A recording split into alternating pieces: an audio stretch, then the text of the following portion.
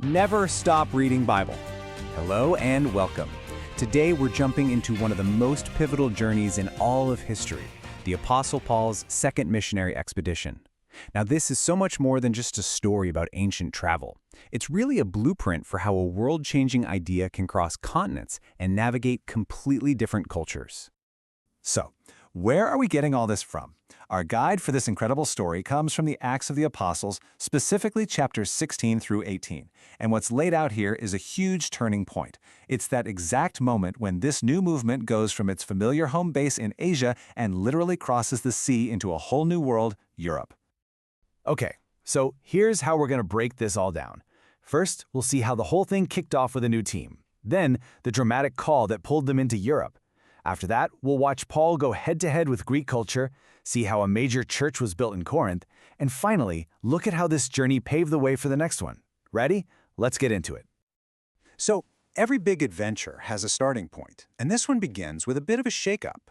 See, Paul's first big trip was with his mentor, Barnabas.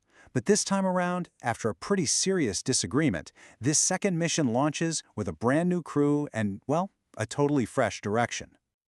So who's on this new team? Well, Paul's now joined by Silas. And as they're traveling, they meet this young guy named Timothy. The text goes out of its way to tell us about him, which is a huge clue about how critical he's going to be later on. And this new team, they were about to take the mission somewhere nobody saw coming. All right, Section 2, the call to Europe. This is all about that crossing from Asia to Macedonia.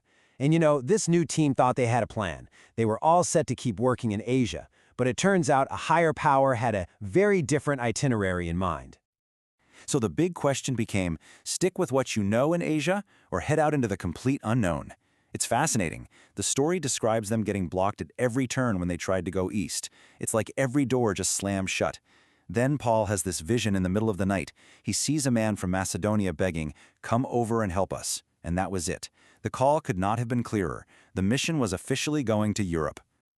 Their first major stop in Europe is the Roman city of Philippi. And let me tell you, the reception was explosive.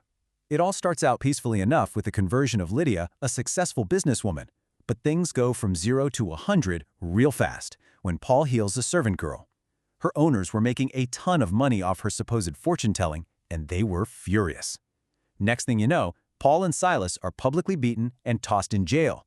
But then, the story takes this wild turn with a huge earthquake, leading to the absolutely shocking conversion of their very own jailer.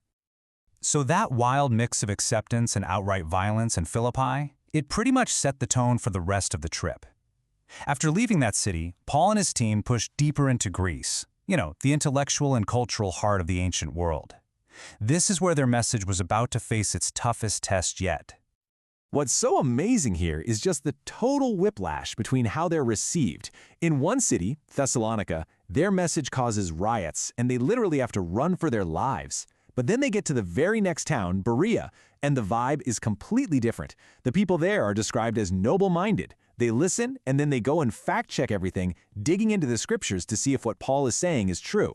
It's an incredible contrast, isn't it? The same idea can spark either violence or deep curiosity. From Berea, Paul heads to the absolute epicenter of philosophy, Athens. And as he's walking through the city, he's just taking it all in, altars to every god you can imagine. And then he sees it, one altar with an inscription that reads, "To an unknown God." And this, right here, is where you see Paul's genius for adaptation. He knows he can't just stand up and start quoting scripture at these Greek philosophers. It'd be like speaking a different language. So what does he do? He starts with something from their culture, that altar. He basically says, you know that unknown God you've built this altar for? Well, let me tell you who he is. It's just a masterclass in meeting people exactly where they are. Okay, after leaving the philosophical debates in Athens, Paul makes his way to Corinth. This was a massive, bustling port city, and his whole strategy shifts here. It's no longer about short-term preaching, it's about long-term community building. And how long does he stay to do this? 18 months. A year and a half. I mean, think about that. This was not just a quick stop. This was a serious, long-term investment in building something that was meant to last. And he absolutely did not do this alone. The story makes it super clear that he had a whole network of people working with him. You have Aquila and Priscilla, his partners Silas and Timothy, and local converts who jumped in to help, like Titus, Justus, and Crispus. It was a total team effort, through and through. So, after all that foundational work in Corinth, this second journey finally starts to wind down. But as we're about to see, the end of one mission really just acted as the launching pad for the very next one. When you look back, the scope of this journey is just remarkable. It took Paul and his team all the way from Asia into Europe. They established a church in Philippi, navigated riots in one city and deep study in the next, engaged with philosophers in Athens, and built a huge community in Corinth, all before finally heading back to their home base in Antioch. Just wow. But there was really no time to rest. The text tells us that as soon as he got back, Paul immediately started preparing for his third missionary journey. And this time, he's joined by powerful new people like this incredibly eloquent speaker named Apollos. The momentum was just unstoppable. And that really brings us to our final thought here. Paul's journey is so much more than an ancient travel log. It's a genuine case study, and it forces us to ask a really timeless question. How do powerful, foundational ideas actually make their way across huge cultural and geographical divides? How do they adapt without losing their core message, and what kind of reception do they meet along the way? It's a question that's just as relevant today as it was 2,000 years ago. Thanks so much for joining me on this explainer.